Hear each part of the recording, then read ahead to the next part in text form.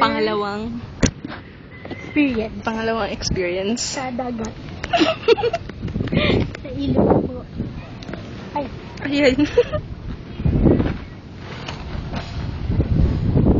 Kuya, magkano po? Ilan? 5 piso daw. Wala, 5 piso na. The water. Oh my God. It's pretty cool. Nire-record ba? Ay, oo. Ina-record? Oh. Hindi kaya parang lulubog kayo dyan. Pero ano? Ay naman ah. Oh my God. Ano pa na ano? Si Manong. As kuya. Parang ang taas ata ng tubig ngayon. Nga eh. Ano nang kabaling mangoy?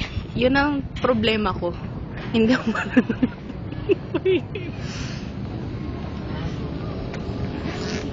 Basta ikaw, hinga ka ng malalim, tapos aangkasan kita para ikaw yung float. Naman pala ka sa atin na. Ay, para ikaw yung float, di ba? Pag ikaw yung nag-float, ako yung maliligtas.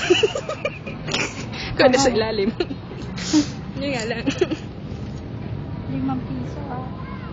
Hindi ako na pala. Totoo. Ako lang mamaya na. Ito na nga. Mamaya na lang. Sige. Oh my God. Okay pa naman nila. Okay pa naman. Tapos biglang lumubog yung sa unahan. Wow. Pag lumubog. Sa sarili na tayong dakutan namin. Basta ako, babato ko agad to. Doon o, sayang yung accounting niya. Ay, oo nga, no. Sa akin, pakibato na rin Okay yung na.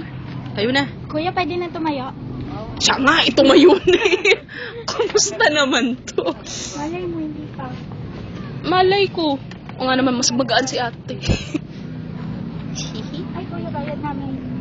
Ayun. Salamat po. Uy! Ayan, nakaraos din. Okay ka na? Okay na. Ako din, okay na.